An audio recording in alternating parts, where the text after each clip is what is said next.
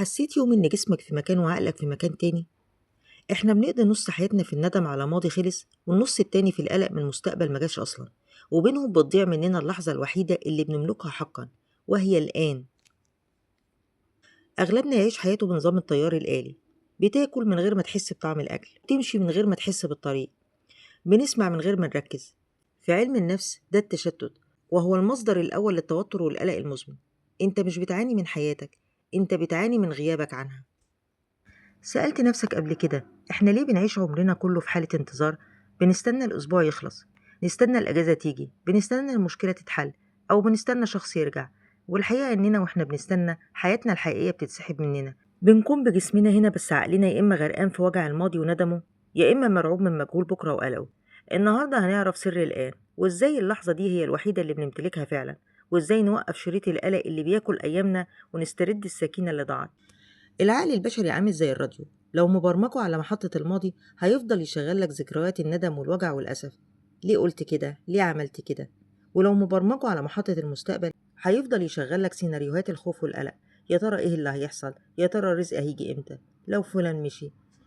الصدمة هنا إن الماضي خلاص مات وانتهى، والمستقبل لسه ما جاش وغيب في علم الله سبحانه وتعالى. اللحظة الوحيدة اللي انت عايش فيها فعلا ومأثرة فيك هي الآن. لما بتسرح بعيد عنها انت بتغيب عن حياتك الحقيقية، وبتضيع فرص السعادة اللي قدام عينيك دلوقتي، لأنك ببساطة ما بقتش متواجد في اللحظة. احنا بنهرب من الآن لأننا بنخاف من مواجهة نفسنا في السكون، أو لأننا تعودنا إن السعادة دايما شرطية ومربوطة بحاجة هتحصل قدام. التعود ده بيخليك دايما في حالة جوع نفسي وشعور بالنقص. لكن سر السكينة هو إنك تعرف إن الآن هو كل اللي معاك. ولو ما تعلمتش تشوف الجمال في كوباية قهوة في إيدك دلوقتي، أو في نفس طالع وداخل بهدوء، عمرك ما هتعرف تشوف الجمال في الحاجات الكبيرة اللي مستنيها، لأن العقل اللي اتبرمج على عدم الرضا بيفضل كده مهما امتلك من كنوز الدنيا.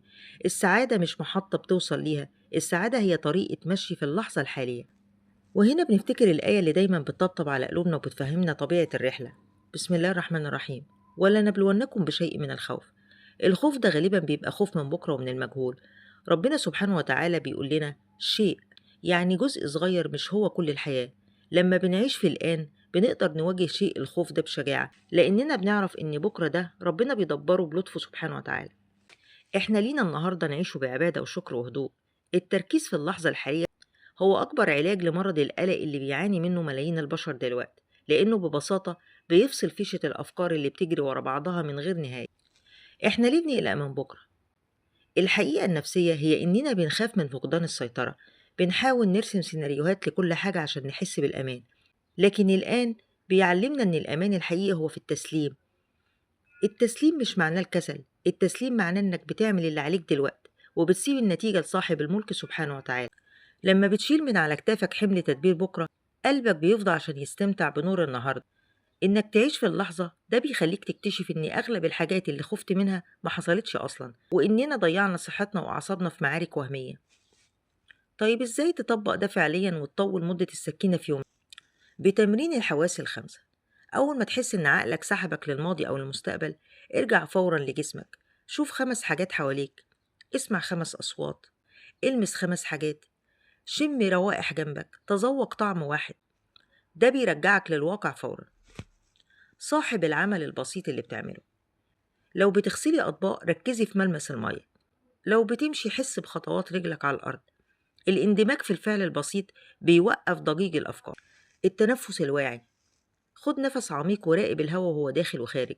اللحظة اللي بتراقب فيها نفسك هي اللحظة الوحيدة اللي عقلك فيها ما فكرش في أي وجع. الحياة هي مجموعة لحظات، لو ضيعت اللحظة دي انت بتضيع حياتك بالتدريج. حب نفسك كفاية لدرجة إنك تسمح لها تكون هنا وبس.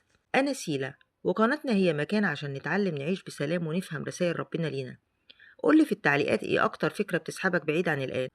أشوفكم الفيديو الجاي بكل حضور وهدوء. شكرا.